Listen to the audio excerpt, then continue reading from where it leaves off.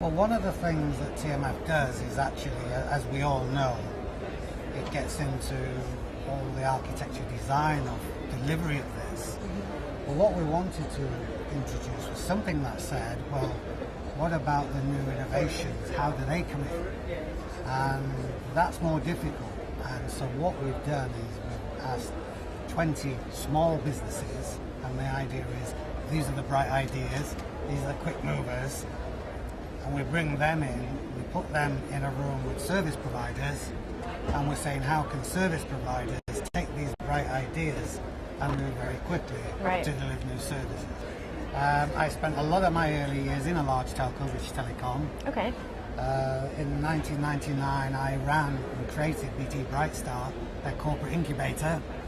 In 2001, when the market crashed and everything fell apart in the tech bubble, I decided that I would take those companies, some of those companies and myself, out of BT, join partners with a similar group in the US called Lucid Ventures, who spun out Bell Labs, and today we're known as New Venture Partners.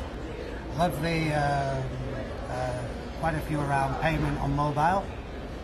Do you think that's going to be the next big thing? I think it's a very big thing, just as is mobile, the growth of mobile data, which is exponential. And interesting to hear the service provider talk around that, who's worried about this explosion of bandwidth and how does he keep providing more and more bandwidth but not, at an increased price. Yep.